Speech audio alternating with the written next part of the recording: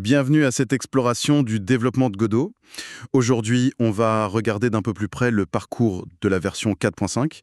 Oui, depuis sa toute première bêta jusqu'à la première release candidate, la RC1. Exactement. Un parcours assez dense d'ailleurs. Tout à fait. Et pour ça, on s'appuie sur quoi? Sur la série d'articles de blog officiels publiés par l'équipe Godot Engine. Ils ont documenté chaque étape. Bêta 1, 2, 3, 4, 5, 6, 7, et puis la RC1. C'est ça. Une bonne base pour comprendre comment ça s'est passé. Notre objectif aujourd'hui, extraire un peu l'essentiel des nouveautés, comprendre les améliorations importantes, mais aussi saisir un peu les défis, quoi. Stabiliser une version majeure d'un moteur open source comme ça, c'est pas rien. Non, c'est clair. Surtout avec autant de contributeurs et d'attentes. C'est un peu un voyage du moment où on gèle les fonctionnalités jusqu'aux portes de la version stable. Alors, on s'y lance, hein. Allons-y. Bon, tout commence le 18 juin 2025, la bêta 1. C'est le feature freeze. Le fameux feature freeze, oui. Le moment où, en théorie, on dit stop aux nouvelles fonctionnalités majeures. Exactement. Et là, l'appel est lancé à tout le monde. Allez-y, trouvez les bugs. La chasse est ouverte. Le fameux hashtag BugSquad entre en action. C'est ça. Mais il faut dire, cette bêta 1, elle arrive après 5 dev snapshots qui étaient déjà bien chargés. Donc elle intègre vraiment les tout derniers ajouts avant ce gel. Et il y en a eu pas mal, non? Peut-être même un peu trop pour une première bêta. C'est une bonne question. Oui, elle est dense, cette bêta 1. On sent bien la dernière ligne droite pour faire rentrer des choses importantes juste avant la fermeture. Une sorte de sprint final. Voilà, ça montre une belle ambition, c'est sûr, mais ça pose direct la question de la stabilisation derrière. Ça fait beaucoup de choses à tester d'un coup. Absolument. Alors, regardons juste quelques points forts, sans vouloir être exhaustif. Déjà, des breaking changes, des changements qui cassent la compatibilité. Oui, ça c'est toujours un point sensible. Par exemple, la physique des tilemaps qui est gérée différemment, par blocs, par chunks, ou les mises à jour de la navigation 2D 3D qui deviennent asynchrones. L'asynchronisme de la navigation, c'est intéressant. L'idée, c'est d'améliorer les perfs, de ne pas bloquer le thread principal, mais ça veut dire que les développeurs doivent adapter leur code. C'est ça, un compromis classique. Gain de perf potentiel contre un peu de travail d'adaptation. Exactement. Côté C#, il y a une grosse annonce de le support de native AOT sur Android. Alors ça, qu'est-ce que ça veut dire concrètement? Alors, Native AOT, c'est la compilation ahead of time. Au lieu que le code C# soit compilé sur le téléphone au moment où on lance le jeu, le JIT, là, il est compilé en code natif directement quand on fait le build du jeu. D'accord, et l'avantage? Les avantages attendus, c'est surtout un démarrage plus rapide de l'appli et une empreinte mémoire plus petite. Sur mobile, c'est crucial, quoi. Ah oui, quand même. C'est une avancée assez stratégique pour Godot sur mobile. Et il y a aussi une optimisation assez folle sur les string names qui réduit énormément les allocations mémoire. Genre 60 fois moins apparemment. Impressionnant. Donc, plus de perf, moins de mémoire pour les jeux C# sur Android. C'est notable. Et dans le cœur même de Godot, le core, une amélioration super attendue, les backtraces. Ah oui, les traces d'erreur pour JDScript et C#. Fini de chercher à l'aveugle d'où vient une erreur en plein jeu. C'est exactement ça. Avoir la pile d'appels clairs quand ça plante en runtime, c'est fondamental pour débugger. Ça fait gagner un temps fou. C'est une amélioration de qualité de vie directe pour nous les devs, clairement. On note aussi des progrès sur la duplication profonde des ressources, duplicate deep, et la sécurité des signaux entre threads. Des trucs techniques mais importants pour les gros projets. L'éditeur aussi a eu son lot d'améliorations. Des petites choses comme les sections qu'on peut déplier dans l'inspecteur, un bouton mute game. Mais il y a eu une refonte des miniatures de prévisualisation de scène, introduite puis annulée assez vite. Oui, on y reviendra. C'est déjà un bon indice de ce qui se passe pendant la stabilisation. Des idées arrivent, peut-être un peu tard, et s'avèrent plus compliquées ou plus risquées que prévu pour une bêta. Côté GDScript, le langage maison, on a vu apparaître un mot-clé abstract, qui a vite changé de forme d'ailleurs. Et le support des arguments variadiques, les args, ça donne plus de souplesse pour définir des fonctions. Oui, c'est pratique ça. Mais une des très grosses nouveautés, je trouve, c'est AccessKit. Pour l'interface graphique, ça c'est un énorme pas pour l'accessibilité, non? Ah oui, absolument fondamental. AccessKit, c'est une bibliothèque qui permet en fait à Godot de communiquer avec les outils d'assistance des systèmes d'exploitation. Comme les lecteurs d'écran. Exactement, comme les lecteurs d'écran. Donc ça ouvre la porte à la création de jeux, d'applications, beaucoup plus accessibles aux personnes qui ont un handicap visuel, par exemple. C'est une démarche éthique et technique super importante. Vraiment bien. Une autre nouveauté graphique qui a fait un peu de bruit, SVG Texture. L'idée, c'était quoi? Utiliser des SVG directement. C'est ce que beaucoup ont compris au début, oui. Mais l'intention derrière était plus limitée, en fait. On en reparlera, mais c'est un autre cas intéressant de communication autour d'une fonctionnalité. D'accord. Sur les plateformes, ça a bougé aussi. Le SDK minimum pour Android, qui passe à 24. Le support de Wayland sur Linux pour les sous-fenêtres. Une intégration différente sur macOS via IPC. Et l'arrivée de Vision OS? Oui. Le support du système pour le casque d'Apple. Ça, c'est significatif. Que ça vienne d'une équipe d'Apple directement, ça montre que Godot attire l'attention même des très gros acteurs sur les nouvelles plateformes. Et à l'inverse, on dit adieu à Windows 7 et 8.1. Oui, ça aussi, c'est une décision importante. Ça permet de se concentrer sur des API plus modernes. Mais bon, ça peut impacter ceux qui sont encore sur ces vieux systèmes. Faut choisir. Et pour finir ce tour de la bêta 1, le rendu acide. La star, c'était sans doute l'arrivée des stencils. Pourquoi c'était si attendu? Ah, les stencils. Oui, c'est une technique de rendu assez basique, mais fondamentale, qui manquait vraiment à Godot 4.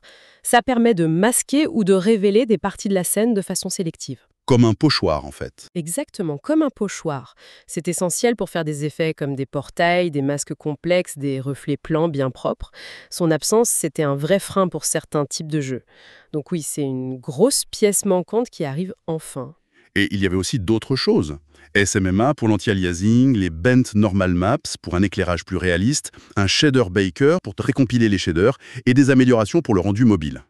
Oui, une bêta 1 très très dense, on l'a dit, plus de 1800 contributions depuis la 4.4 stable. C'est Énorme. impressionnant. Mais ça veut dire aussi une surface d'attaque gigantesque pour les bugs, les régressions, la phase de stabilisation qui s'annonce... Elle s'annonce intense. Et elle commence tout de suite avec la bêta 2, le 1er juillet. Là, on sent le changement de ton. Le focus, c'est les correctifs. Mais il y a une exception majeure au fit freeze. L'intégration de SDL3 pour gérer les entrées. Pourquoi ce changement si tard? Remplacer tout le système qui gère le clavier, la souris, les manettes, c'est une opération lourde. Ça touche au cœur du moteur. J'imagine. SDL, c'est une bibliothèque multiplateforme très connue, très utilisée dans le jeu vidéo. Passer à SDL3, sa nouvelle version majeure, ça aligne Godot sur ce standard. Ça peut faciliter la maintenance et surtout, ça ouvre la porte à un meilleur support natif de plein de périphériques différents à l'avenir. D'accord, c'est un pari sur l'avenir en quelque sorte. Exactement. C'était jugé assez stratégique pour être intégré malgré le gel. Et franchement, bravo aux contributeurs, Nintorch, parce que c'était un travail colossal. Oui, chapeau. Donc cette bêta 2, c'est surtout SDL3 et des collections. Et on voit les premiers ajustements dont on parlait.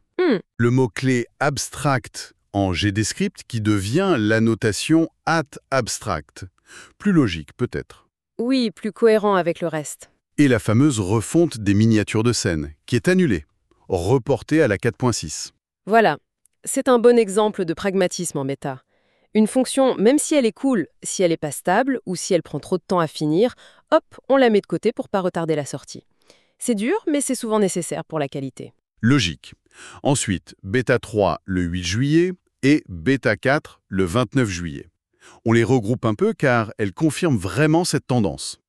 Oui, là c'est correction, correction, correction. Beaucoup moins de nouveautés, on corrige des bugs parfois très spécifiques, des crashs en C#, en GDScript, des soucis avec les softbodies de Jolt, l'affichage de droite à gauche. C'est ça.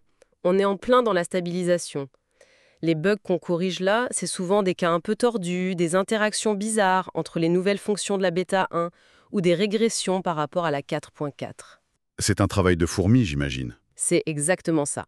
Moins spectaculaire que d'ajouter des fonctions, mais crucial. On voit aussi des pépins d'infra, genre avec les bibliothèques Android pour la bêta 3. Ça rappelle que faire un moteur, c'est aussi gérer tout l'écosystème. La bêta 4 a pris plus de temps d'ailleurs, signe qu'il se concentrait sur les problèmes critiques, les bloqueurs. C'est normal. Plus on avance, plus les bugs qui restent sont soit difficiles à trouver, soit compliqués à corriger sans casser autre chose. Le rythme ralentit, mais la stabilité, elle, augmente. La priorité absolue, c'est de ne rien casser et de corriger ce qui gêne le plus. Puis Bêta 5 le 6 août et Bêta 6 le 21 août. Le nombre de correctifs diminue encore. On note l'annulation de l'interpolation pour les soft body 3D, encore une fonction qui posait problème. Oui, encore une décision pragmatique. L'interpolation des corps souples, c'est complexe à faire bien, surtout avec le nouveau système de physique. Plutôt que de livrer un truc à moitié fini ou buggé, on le retire pour cette version. Ça reviendra sûrement plus tard quand ce sera mûr. Et la Bêta 6 amène une clarification très importante sur la fameuse SVG Texture, renommée DPI Texture, et marquée expérimentale. Pourquoi ce changement? Ah, ça c'est une histoire intéressante de Digio. Gestion des attentes en fait.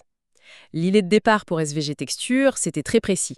Permettre aux icônes de l'éditeur, qui sont souvent en SVG, de s'afficher bien, peu importe le zoom ou l'échelle de l'interface. Gérer le DPI, quoi. D'accord.